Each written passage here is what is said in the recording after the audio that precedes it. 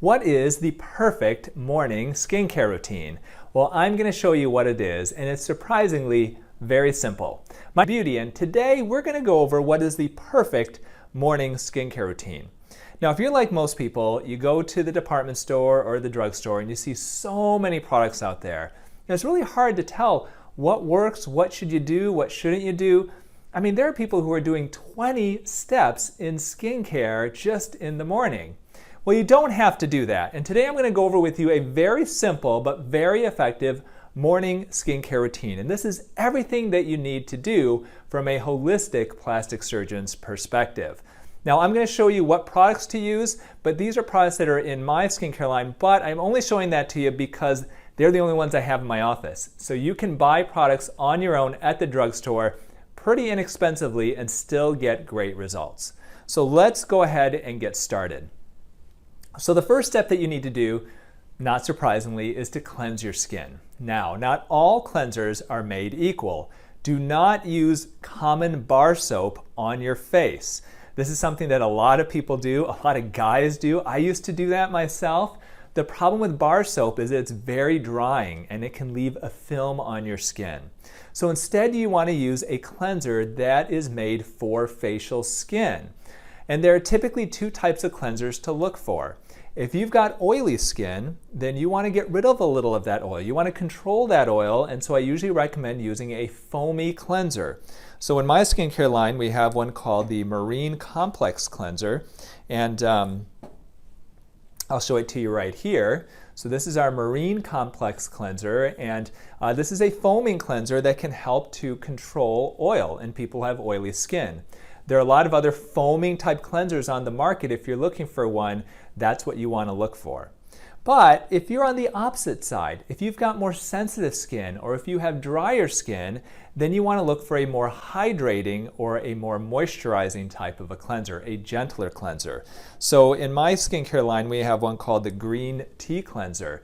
And this one's a little more hydrating, a little more moisturizing, better for people who have more combination skin or drier or sensitive skin. So once again, this is the one that we have in my skincare line that we sell at my office and online. I just don't have all these other brands in my office to show you, but there are other brands out there that also have these types of more milky types of hydrating types of cleansers. Okay, so choose the appropriate cleanser for your skin type. Now the second thing that you want to do ideally is tone your skin. Now this is a step that you could conceivably skip. Now back in the 80s and 90s and even the 2000s, and even unfortunately it's still happening today, people would use astringents. And these are alcohol-based toners that you put on your skin, typically with a cotton ball. It's a liquid. And because there was so much alcohol in it, it made your skin feel cold and clean and fresh and kind of that squeaky clean feel. But the problem with these astringents and the classic toners is that the alcohol strips your skin not only of the oil, but it also strips your skin of and kills the bacteria on the surface of your skin's microbiome. Now there are two things wrong with this. The first thing is that when you've got really oily skin, it makes sense. You think, well, why don't I just remove all the oil from it? Isn't that going to make it better? And so you use an alcohol-based toner to do that. Well, unfortunately, what can happen is it can create the opposite effect. By removing all the oil from your skin will notice that there's no oil there, and it will react by creating more oil. So even though you may think that removing the oil is going to be good in the short term, it may feel like that in the short term. In the long term, it can actually create more oil on your skin. So that's why I don't recommend these types of astringents, because it can cause the oil to actually get worse. The second thing I mentioned is the microbiome. There's a microbiome, or trillions of bacteria, that live on the surface of our skin. And these trillions of bacteria, like the microbiome inside your gut, can help create your skin to have good health to it. And when you're applying alcohol and you're and killing that bacteria, you can then get rid of that beneficial bacteria, allowing bacteria that is not so beneficial to take over. Okay, so avoid alcohol-based toners. Now, where toners, however, can help is in restoring the pH of the skin. And so it's not necessarily bad to use a toner, just you want to use a right type of toner. This is our green tea toner. So the ideal for a toner is that it reestablishes the pH of your skin to, let me take this down, it reestablishes the pH of your skin to allow it to become slightly acidic. Because sometimes the cleansers will actually cause it to go more in the basic direction. So the toner can then reestablish that pH to keep your skin healthy. And that's what a good toner does. Okay, so take a look at your toner and make sure that there isn't alcohol as a main ingredient of it. Like I said, this is one that we have in my office that we sell online, but you can find other great toners from other skincare brands as well. So once you tone your skin and you reestablish that pH, super important, and this is possibly the most important step in the morning, is you want to apply an antioxidant, okay, to the surface of your skin. And what ideally I recommend is a vitamin C and vitamin E combination. Okay, so what does all of this mean? So what you want to do is apply an antioxidant, because an antioxidant will protect your skin against free radicals. So free radicals are basically these damaging molecules that damage your skin and damage you from the inside as well. And antioxidants basically fight these free radicals. And there's this a chemical reaction that we can talk about, but essentially antioxidants protect your body against free radicals and the oxidation process that free radicals can create.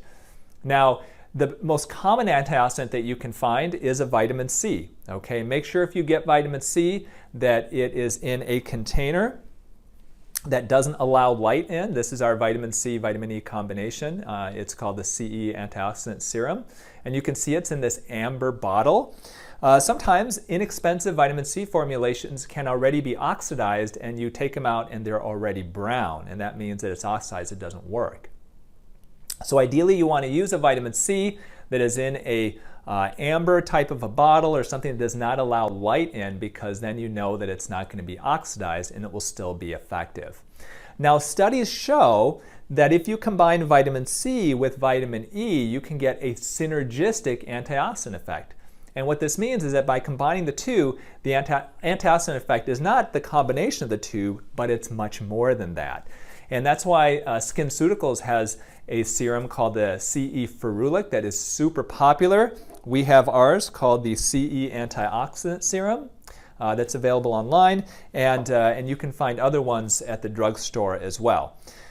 Now, there aren't a lot of companies that make the combination, so if you can't get the combination, and let's say you can't afford the SkinCeuticals one, then I would encourage you at least to use a vitamin C.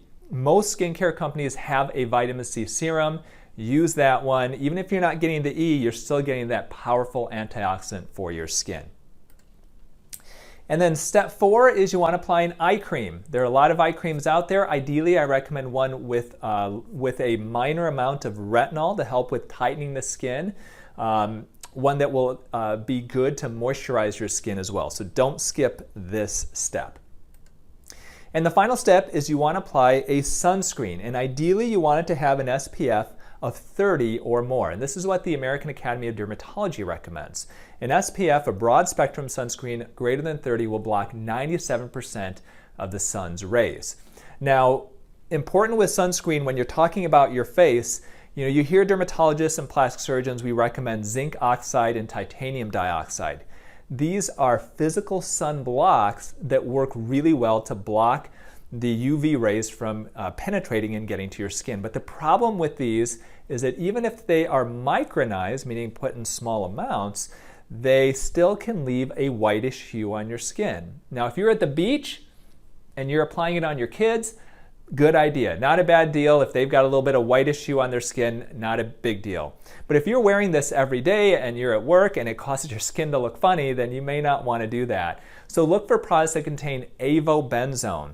Avobenzone is a chemical sunscreen that will kind of blend in with your skin and not leave that type of a film. And the one that we have at my office that we recommend is from ZO Skin Health.